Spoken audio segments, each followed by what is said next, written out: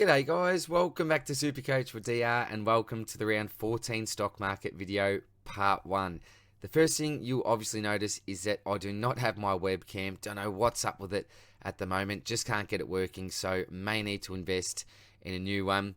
And secondly, you also notice that I have labelled this part 1. The reason for that is that I'm just really short on time at the moment. We have a Thursday night game this week, so what I wanted to do was try to put this out obviously as quick as possible. So in order to do that, I thought, well, I'll do the defensive line and cover the midfield in this video, get that out so you can check that out, and then while that's uploading, I'll obviously try to complete the second part of the video, which will be the rucks and the forward line as well. So I may get to that tonight, fingers crossed I do, but if not, unfortunately it may have to be tomorrow morning. So apologies for that. Just a crazy week. It's the last week of school before 2 weeks holiday. I'm absolutely wrapped, looking forward to that. But yeah, I do apologise that this is in 2 parts, but I just did want to get at least half of it out within a decent time frame. But it is cause for celebration because the bye period is obviously over. I hope that you got through it okay. If you managed to rise during the byes, thumbs up to you, congratulations. It's always a really dicey period. I know that some teams had a really friendly bye, others had a really tough one. But for me, I probably balanced it out fairly well, which enabled me to move up 200 spots in the ranks and be currently at my highest rank of the season. So yeah, pretty pleasing for me. Hope that it went well for you, as I said.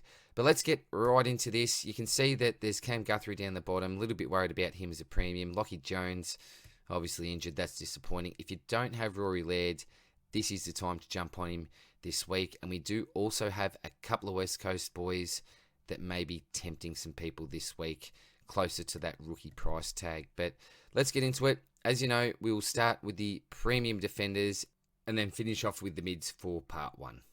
Now you notice that I do have 5 buy nows and 1 best buy. I have said for the last few weeks now that I think there's probably a clear top 5, and that's Rory Laird, Tommy Stewart, Lockie Whitfield, Jake Lloyd and Callum Mills. You'll also notice that I do have the buy now symbol on Luke Ryan. I think that 6th spot is really up for grabs. You know, is it going to be a Ryan, even a Crisp, who's getting more of that midfield role now, a Daniel Rich, who's been pretty consistent all season.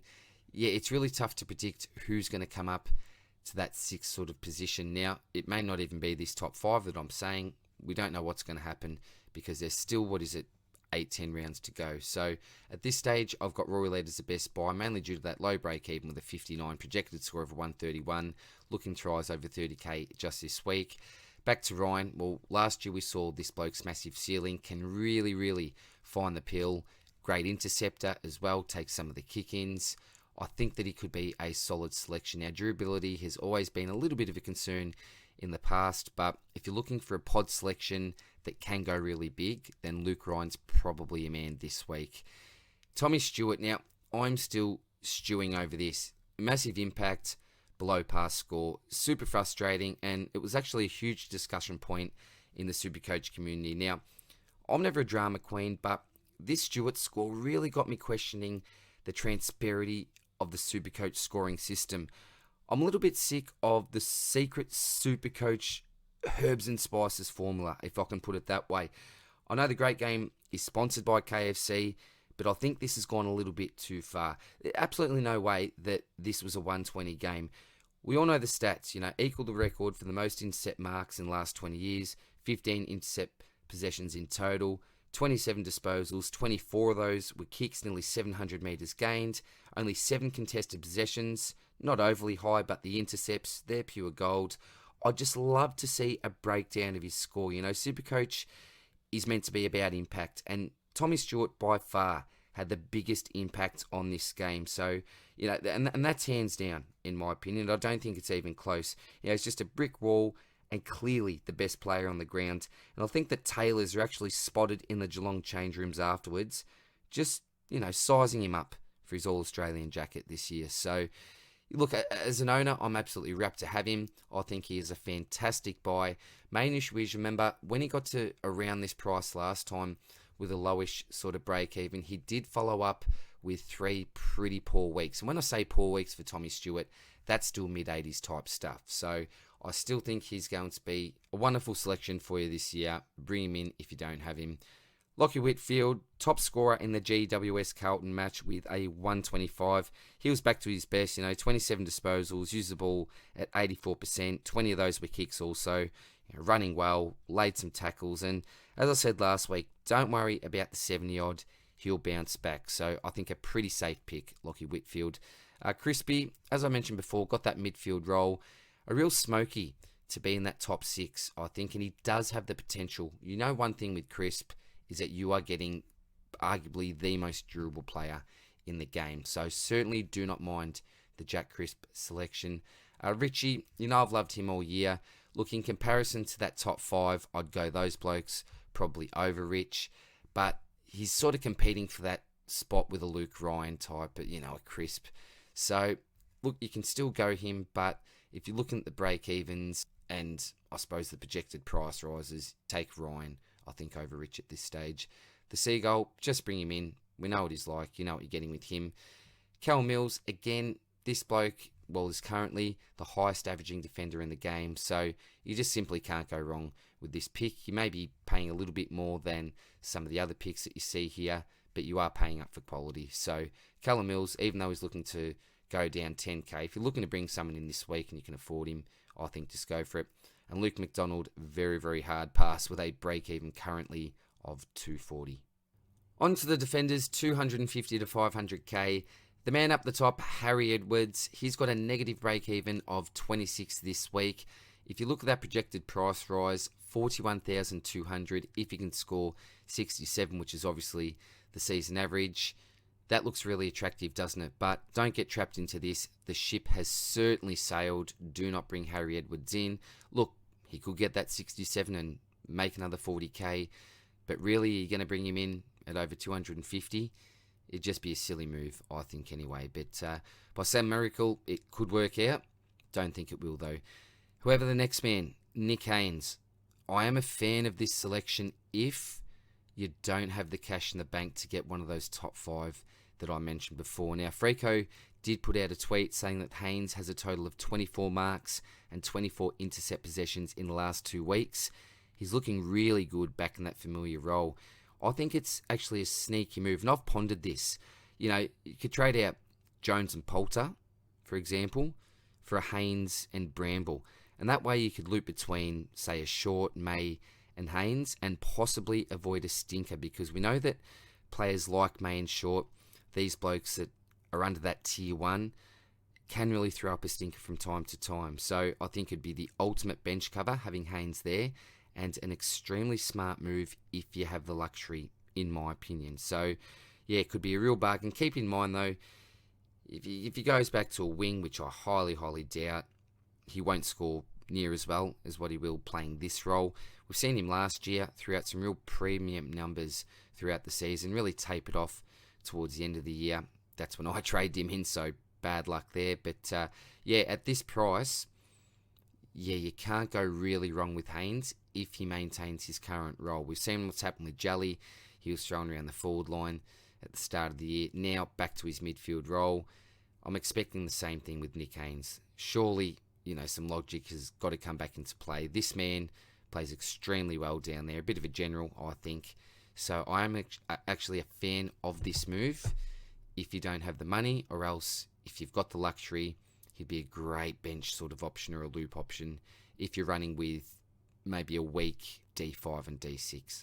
Cozzy, well, he's on the chopping block at any stage now, really. He's going to make a little bit more money, you'd think, with a break-even of 27, but I wouldn't be holding on to him for another week if this week you can use him in your upgrade cycle. So, yeah, whenever the time is right for you, you can get rid of him. Maynard, low break-even there of 37, 3-rounder of 107, so possibly could be another one of those sneaky options that could get into that top 10 for averages from here on out. We've seen last year that he threw out some real premium numbers. Maybe he can come back in the second half of the season, but not someone that I'd be advocating for at this stage. Nick Cox, again, similar to Cozzy in a way, on the chopping block whenever you want. If you could have him for cover for the whole year, that'd be really handy. So, for example, if you've got him in your forward line, someone like a Madden or a Briggs down back, then that could be a really handy swing for you for the rest of the year, because I doubt that Madden and Briggs will be getting regular games. So that could be a really good move because Cox could cover both lines. So definitely not a must trade out, but again, if you need him through upgrade cycle, don't be afraid to get rid of him. CJ, again, I've got the ship has sailed there. It's come and it's gone. I don't know where the ship is at the moment, but it looks okay. Break even of 41. I think this is a little bit trappish. I just wouldn't be going near the pick. Look, he could have a really positive end to the year, but you've just got too many other options, I think, probably a little bit above his price point. Big boy McAvoy, we've got a potential pod here, I suppose. Working in tandem with Segler, spent 8% more time on the ground, though, than Segler. 26 hit-outs, 10 contested possessions. Probably too risky in our defensive line, though, with a range of pretty solid options. But if he was a forward, I think that I'd really highly consider snapping him up. Shannon Hearn, well, I've got the Mr. Burns symbol on him there. 3-rounder of 106, which was nice. Break even of 49. He should make some money, but there's no way that I'm trusting his body at his age. Hard no from me. And Stephen May, he's looked really good actually in the last couple of weeks. Takes the majority of the kick-ins. I think it was 9 last match with about 13 all up. I could be wrong there, but that's just from memory. So certainly takes the large chunk of those kick-ins. It's just 3 points. Has been sort of plugging himself in that hole, so playing that brick wall sort of role, I suppose you could say. Kicks the ball a lot. Usually a pretty good distributor. Can make some poor decisions at times, but at the end of the day, I'm pretty happy to keep him in, and his form over the last 2 weeks solidified the fact that I am going to end the season with him. I think I could have traded him out instead of a Brayshaw, but in the back line with his prospects, with his role, yeah, I think that he can score at a 90 plus average, I think, and at 463, he's going to be going up in price. So yeah, I like the May pick. Not one of the uber elites tier ones, but certainly a solid option that we can maintain till the end of the year, I think. Alir, one of those pod type selections, 444,500. Low break even there of 52, projected score of 89. I just can't really see anyone going for this pick when you've got someone like Dan Houston just beneath him there at 5k cheaper. So with Houston, I was really close to trading him in last week. I just couldn't trust his body, but he had 27 touches with 13 contested, only the 1 tackle though, and 4 clangers, which hurt him a little bit. Scored just below 100 in the end, but he looked good. And I think just Houston and Haynes, that'd be the best budget options that you'll find. I'd look at those two, and then you've got what a Daniel and a Ridley possibly, Jaden Short still, Doherty. I've got the role reversal on Sam Doherty because obviously at the start of the year he was that general out of defence, kicking the ball a lot, has now sort of switched role into that wing at times. So yeah, I'm not really hot on the Doherty pick. I haven't been all year, but lately I've been giving it a little bit more respect. When I say lately, I suppose, last month, when he was in some pretty fine form, SuperCoach-wise. Blake Hardwick's one of those pods that we may have been slightly interested in during the buys, but just not now. Too many other options. Shorty, he'll give you some really nice scores. When I say really nice, maybe 110 to 115, and then he'll give you some 70s to 80s in there as well. So not a bad type of selection, but just go for one of the big boys, I think, over there. I'm working backwards now, aren't I? Lukosius, the ship, that's sailed already. You needed to get him in a couple of weeks ago when he presented some really nice value. Ridley, Spills and I celebrated every touch that this guy got over the weekend. When it was an opposition behind, we're going, come on Ritters, yes, if you got the ball, and if not, if it was a Redmond or a Heppel, oh geez, pretty disappointed. So look, if he can play like that every week, Jordan Ridley, he actually looked like he was back to some of his early season form, not on fire like we've seen, and I think that's a bit of that's also due to the fact that he was taking basically every kick in available when he was on the field, which was 95% of the time. So yeah, I still think that he's going to be a pretty solid selection. He's given me a lot more faith after watching him last week, Jordan Ridley. Just hope that he continues it. And Caleb Daniel, he's a little bit all over the shop. Started in the fence, then ran through the midfield, 27 disposals with close to 600 metres gained, scored right on 100, only went at 63% efficiency though. And who we got there? Trent McKenzie, 425,100. Break even of 69. He's going to give you that average of probably 90 for the rest of the season. So at 425k, not the worst, but you'd probably like to just go up, I think, on the Trent McKenzie. You'd probably go Dan Houston above him. And the defenders under 250k, we'll get through these guys pretty quick. Luke Foley, look, I do have the buy now symbol on there, but I do also have the caution symbol. Why is that? Well, look, even though he's projected to rise over 45k, he's only got an average of 51. That's nothing to write home about. I know that could have been sub-affected. 161,000 is just too high for me at this stage if I'm bringing in a rookie. I'm either looking at someone that's 117, 123k really at the max, or else just someone that's got some DPP loop at 102k. Now, he does really look like a player. Super performance in his last game. But another thing that really concerns me is the fact that West Coast are really going to welcome some superstars back into their side over the next 3 weeks, I think it is. So, does Foley keep his spot short term? Possibly. Does he keep his spot long term? Probably not. So, if you're bringing Luke Foley into your side, you're probably not bringing him in to make money off him. You're getting this bloke in to be covered for the rest of the year. So, in my opinion, 161k is just a little bit pricey, particularly given the fact that his job security isn't overly secure at this stage. So pass for me on Luke Foley, even though I do have the buy now symbol there. Caution, remember though. Tommy Highmore, Luya, if you kept on to him, well done to you. I didn't. I traded him out, but 209,700. Break even in the negatives, -6. Looking to rise 28k. Hold on to him because that break even will actually get lower next week. So the reason for that is the fact that his lower scores will get out of his system again. So keep on to Highmore. He's a good selection to have there and should have solid job security, I think. Trent Bianco had a bit of a stinker last week, didn't he? But I think that he keeps his spot. He's performed really well the couple of weeks prior and in the VFL. So I'm hoping that they just don't drop him after one poor performance. Give him a little bit of confidence, a little bit more experience, and hopefully they select him again this week.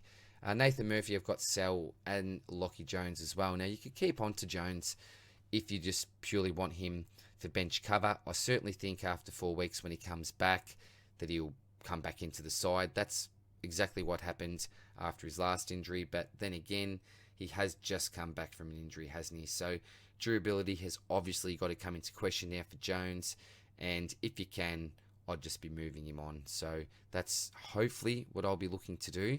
But everyone's got different circumstances. Some may even prefer to have him as a possible loop option. I'm not too sure. But yeah, for me, Murphy and Jones, trade him out if you can. On to the mids, 500k plus. Now you see that I do have some buy nows on some players. Many of those are self-explanatory, but I will get to those guys in a sec.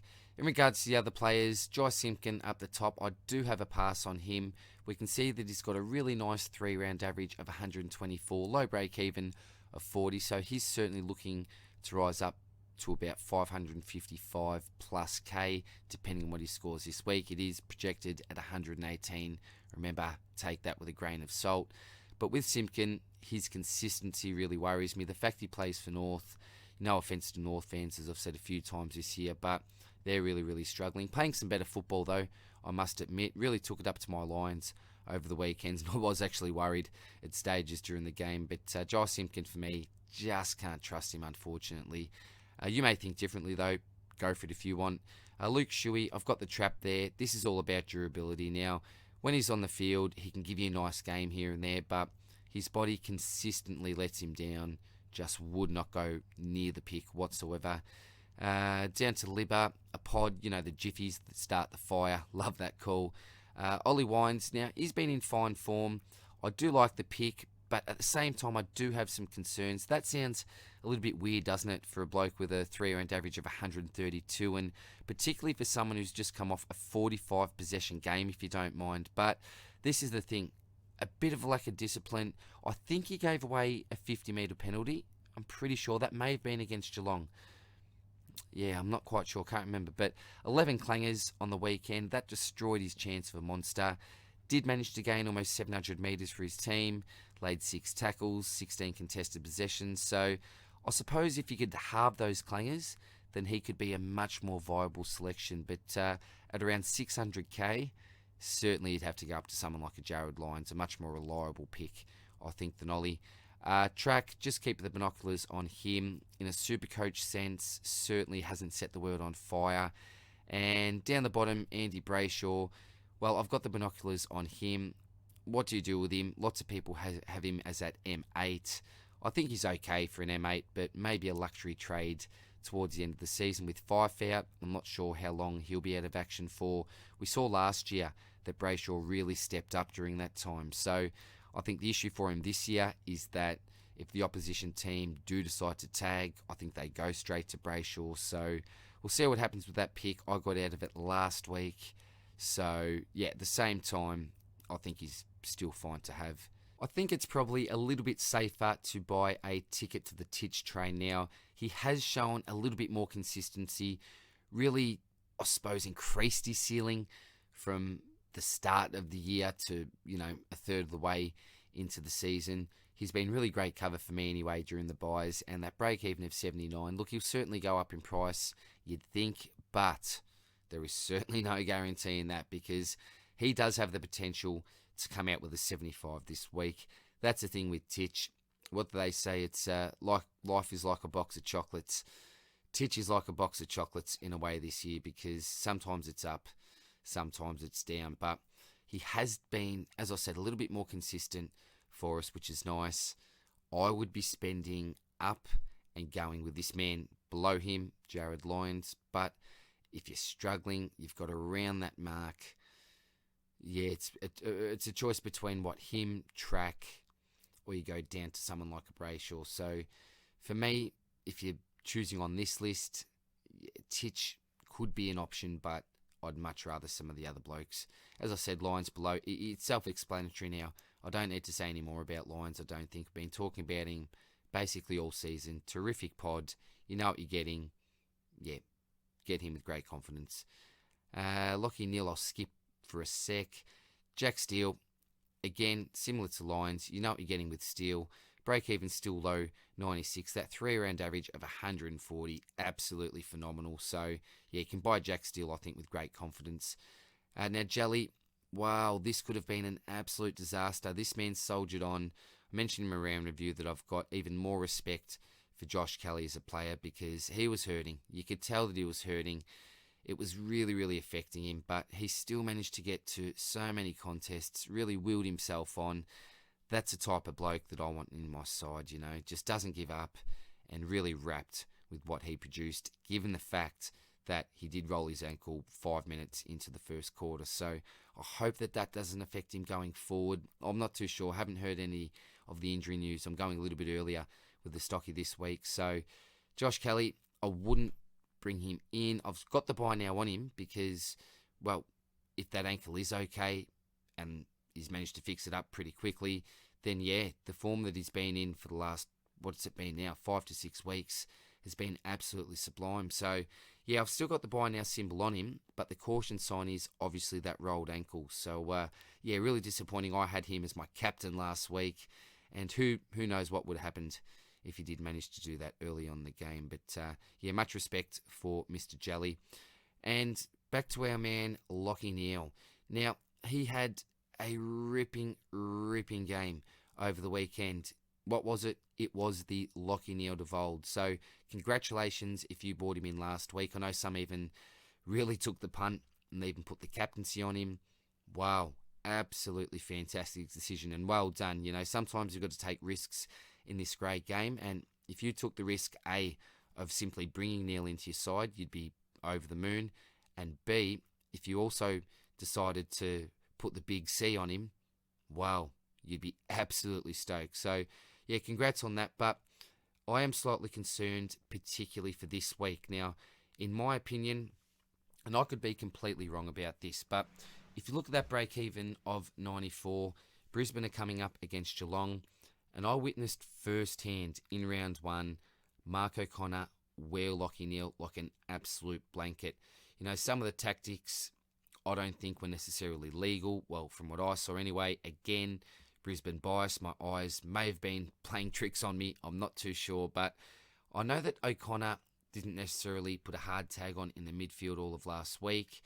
Played in defence at times, so who knows what's going to happen, but I think that the only thing that will happen, in my opinion anyway, is that Mark O'Connor will go to Lachie Neale. If he had such an effect on him in round one, I can't see Geelong not going with it again. Maybe at the start they may start him in the back line for about 30 seconds, and then I think it's almost a lock that he'll run straight into the midfield and just wear him like a glove all day. So I don't necessarily think that he's going to smash that break even. Remember, last week it was against North Melbourne. I know that North were pretty competitive as a side, but no one was shutting down on Lachie Neale. There was no hard tag. This week, I honestly think that there will be. I know it's at the Gabba. That's a little bit different. Neale has now found some form, found some touch. Couple of games now, one before the bye, obviously one after the bye. So, look, he's going to be a fantastic selection, I think. Someone that you really, really want in your side. Someone that does have the potential to hurt non-owners. So, I love the Neale selection, but all that I'm saying is this week, be prepared potentially for a low score. I'll have to look back at the numbers, but you do yourself a favour and look back at the numbers from round one. You'll see that Lachie Neale certainly did not set the world on fire. So, yeah, I'd almost avoid for this week, but if you're just hell-bent on getting that last midfield upgrade and Lachie Neale is the man that you want, then I just think bring him in. That's still okay, but certainly don't be prepared for a monster this week. Ben Cunnington, I have the buy now symbol there, but look, to be honest, I wouldn't buy him now personally. But with his break-even of 99, 3-round average of 117, he has looked pretty good.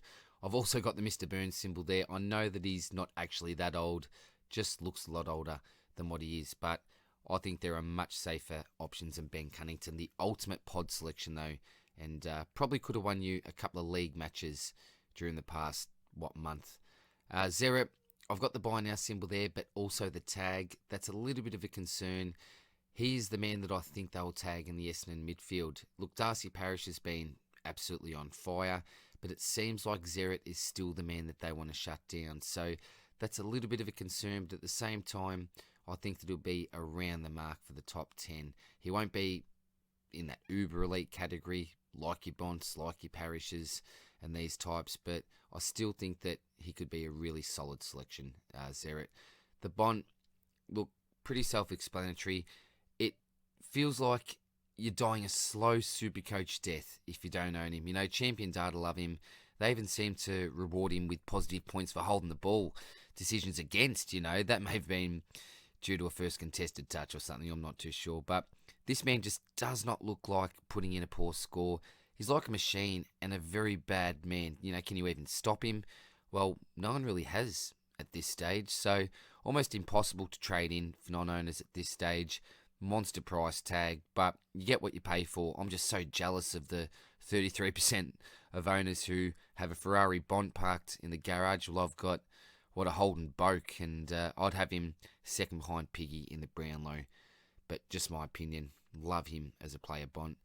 Darcy Parish, again, look at his form, absolutely phenomenal. The 3-round average is identical to Bont, so they are clearly the two most in-form midfielders in the comp at this stage. You cannot go wrong with either of them, I don't think. Look, if they put in a bad performance or a subpar performance, below 100, their prices will start to absolutely rocket down. Or it's not rocket down, is it? Rockets go up, or they should go up. Some have come down, haven't they? But yeah, they'll free fall those prices.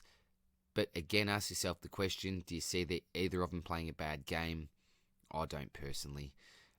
Sammy Walsh, well, I do have the buy now symbol there. Oh, actually, I skipped Trav Boak, didn't I? Sorry. Yeah, look, just get the binoculars on him. I brought him in last week.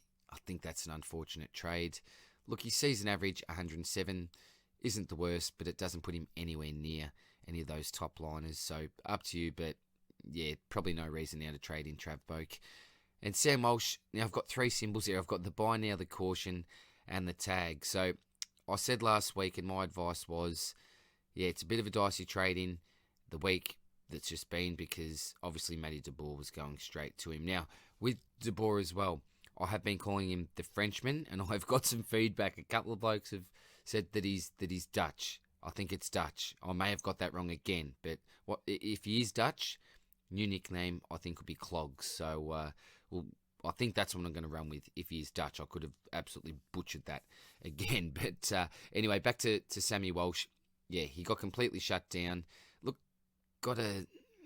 you wouldn't call it respectable, would you? It's a poor score, but not a 50 or a 60, I suppose. He got to a 71, but this is something that he's just going to have to deal with in the future, Sam Walsh. And you're not going to get too many harder taggers than Matt De Boer, but look, going into the future, I think other teams will have a look at shutting down Walsh, and we haven't really seen him be able to deal in a really positive manner with the tag. So I don't know at this stage. I'd probably go someone else, but at 542 is a lot cheaper than your Tuke Millers, for example, and what's that? Yeah, 100k. So it's a tough decision, isn't it? Do you go at Tuke or do you go someone like a Sam Walsh who's still got a chance to be top 10 mid for 100k less? Yeah, up to you. Tuke is just a buy now. This man, if you watch him closely, he's got one of the best work ethics of any player in the AFL. Tuke just thrives at the contest. You see him and he's just absolutely puffing, doesn't have a breath left because he puts every ounce of energy into this game, and I just love him as a player. I've said it for a couple of weeks. Wish that I had jumped on about 5 weeks ago when I was looking really closely at him as an ultra pod selection. If I had managed to do that, then that would have been absolutely fantastic. But at this stage, me personally, he's simply too much. But if you've got the cash in the bank and you've got some of these other top liners and you really want to top off your midfield well, then Tuke Miller is certainly someone that I'd take a really close look at. Same as Jack McRae. Look, let us down for the first time this season, gone under the 100. 97, mind you, so only 3 points. It makes you feel a little bit better, even if he gets another kick during that game or uses the ball even a little bit better, because it was just, unlike Jack McRae, it was just a tough week. But I think this man has enough runs on the board and we can forgive him for going 3 points under a ton. Cam Guthrie is a pass for me now. Just nothing that I really liked about the Guthrie game. An 88, 22 possessions, some nice efficiency though.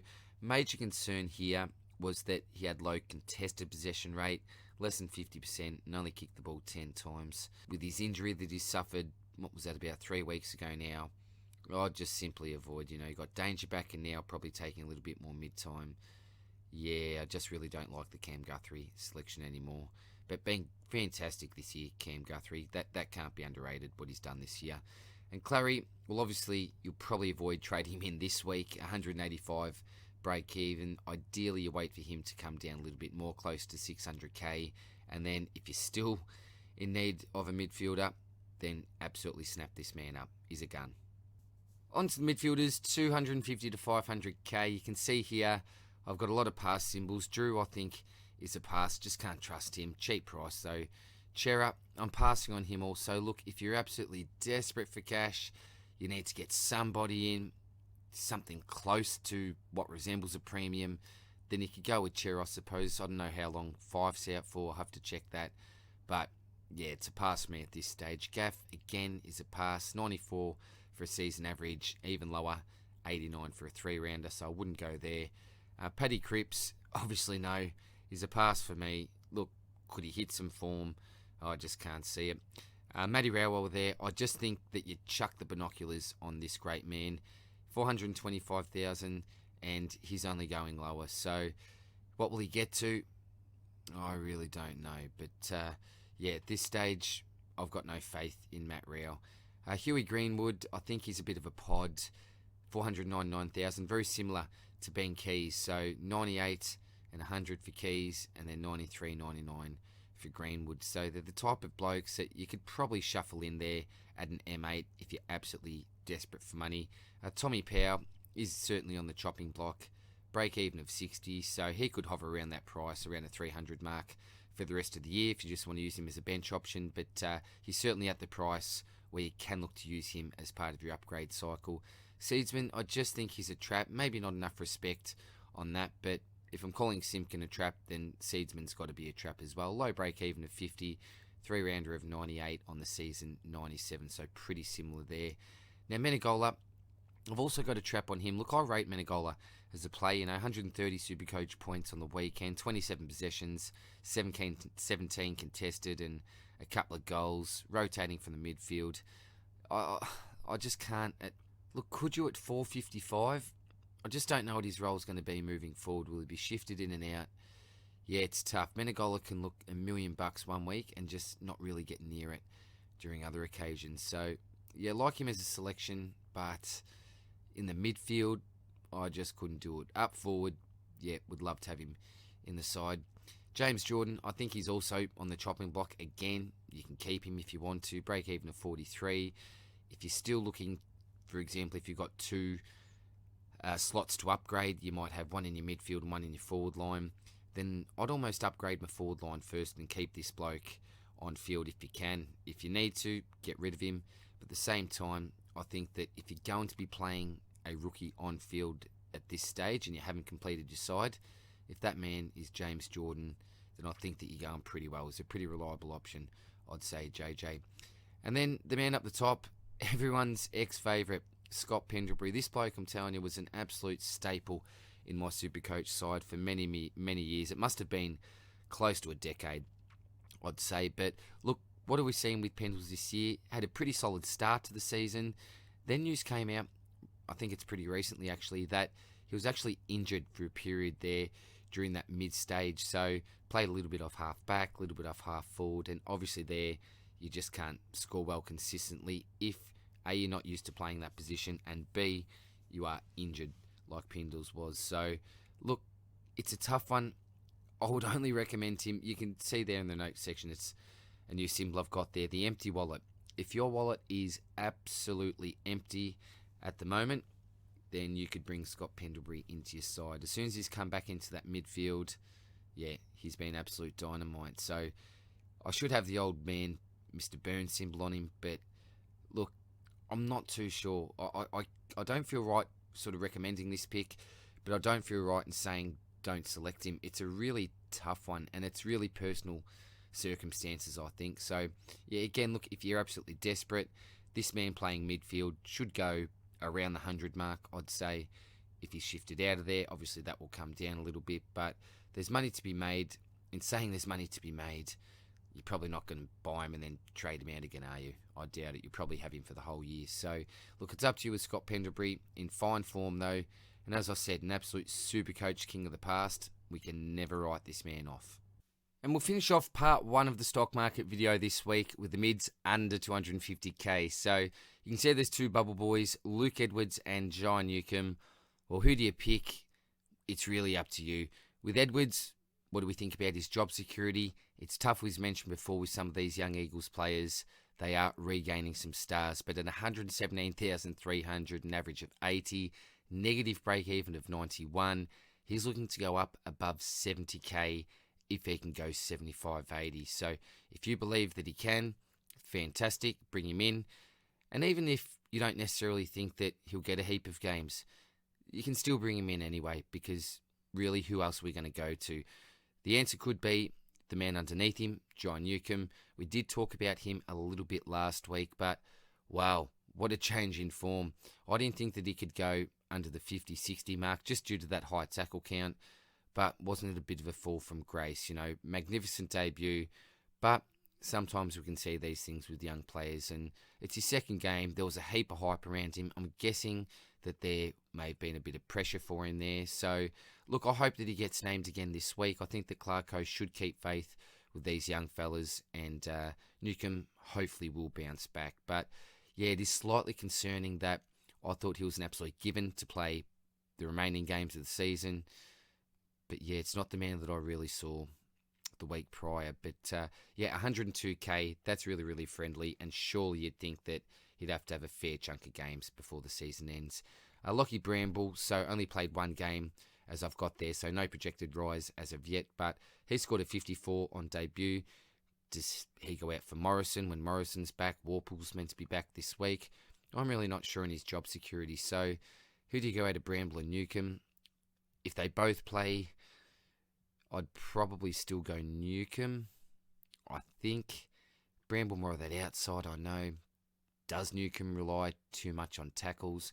It's a possibility, but at least if you go Newcomb, you know that he's at least got to that third game. But again, with any of the rookies that you bring in, I'll say this and I'll keep on repeating this, sometimes it's not even necessary that they're playing. If you've got decent enough cover already, so if you're running with, someone like a CCJ, a Poulter, a Bianco, for example, around your bench, particularly players with some DPP, then you can afford to trade basically any 102k rookie in at this stage. RCD, I think that you've got to get rid of him. Don't think he'll come back into the side. So you've got 237,000 sitting on your bench. Unlikely to come into the side, I think. And Lockie McNeil, break even of 64. If you're planning on using him in your upgrade cycle, this is now the time. If you compare that to his season and his 3-round average, that's 24 points in the red. So projected score of 53, only looking to lose about 5k. So look, I suppose that if you're not desperate to trade him out, you certainly don't have to. And I'm not saying you have to trade RCD out this week, because you probably won't lose any coin given the fact that he won't be playing. But these are the type of blokes that I don't think you need to be holding. And yeah, when the time is right, whenever that time is, you can just get rid of him, I think. So that is it for part 1 of the stock market video this week, guys. Apologies again that I did have to do this in the 2 parts. I'm just, time is really, really tough for me at the moment. But school holidays at the end of this week, I'll have 2 weeks off, and I'll be able to spend much more time with this type of content. But part 2 should be out hopefully tomorrow morning, and if it's not, latest it will be hopefully tomorrow afternoon. So that's it for now, guys. Take care, and I'll see you tomorrow with the rucks and the forwards. Cheers, guys. Bye.